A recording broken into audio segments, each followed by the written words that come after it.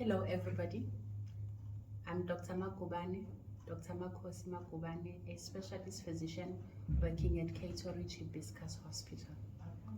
Today I'm going to chat to everyone about liver disease, specifically hepatitis, mainly because it is an ignored and widely unknown problem in our communities. Hepatitis is inflammation of the liver that can be caused by various things. One being alcohol, because excessive consumption of alcohol can inflame the liver as it tries to clear the toxins. The second one is in our obese population, which is non-fatty steatosis. We call it NASH. And then the other one are viruses. There are different viruses that infect the liver. They can be A, B, C, D, and E. There are others, but they are not known to cause serious damage to the liver unless the infection is concomitant with the ones that I've mentioned above. These hepatitis viruses are acquired through different ways. Mainly, it's sexual contact, that is B and C. Hepatitis A can be foodborne and also in the waters that our communities drink.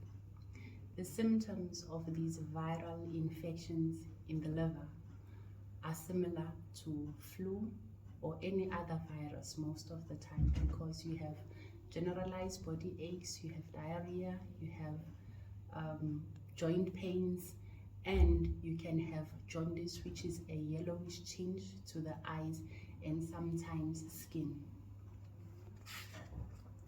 And when people have viral hepatitis, they will present with abdominal pain that is on the right upper quadrant.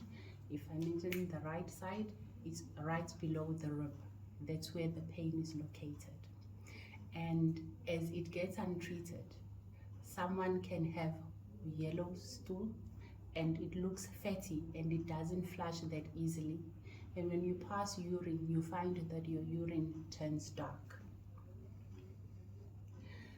Hepatitis A does not need any treatment. It's usually a virus, though it makes you sick, the body will take care of itself and get rid of it. While the problem with hepatitis B is that it becomes an acute infection that might require hospitalization, and it has chronic serious implications as well. In 1982, a vaccination against this virus was developed. In South Africa, since 1995, newborns are being vaccinated against this virus, and the healthcare workers mainly, because they were of the older generation, they were vaccinated as they came into the workspace. We can't treat viruses, but we can manage them. And the one way to manage the hepatitis B, especially after hospitalization, are antivirals. These are drugs that helps the body get rid of the virus. So hepatitis B can have an acute infection, as I had mentioned before. It's yellow tinge to eyes, diarrhea, nausea, vomiting, and generalized body aches. And after 6 months, you find that someone has been in hospital and they've been discharged.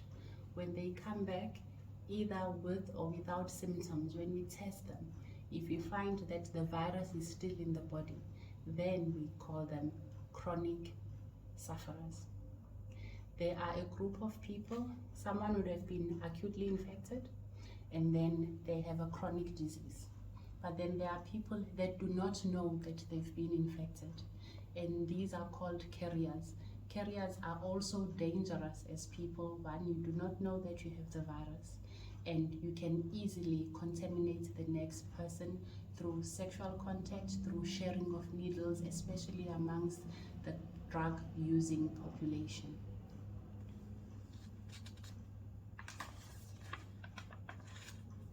When someone has been infected with hepatitis B and hepatitis C, and they have consulted and seen a doctor and they've been well. We send them home if they've been discharged, and they come back for follow-up so that we can check and see how their bodies are. With hepatitis B, when you've become a chronic patient, we need to follow you up, and this sometimes can take years. There are medications, as I said before, that are designed to help the sufferers. In summary, hepatitis is inflammation of the liver, and this is caused by different things. It can be viruses, which are infections. It can be toxins, for example, alcohol, and the body sometimes will fight against itself, and we call this autoimmune hepatitis. If anyone in the community would like to know more about this disease, the staff at Cato Ridge Hibiscus Hospital will be more than happy to hand out flyers and give you information, as July 28th is World Hepatitis Day. Thank you.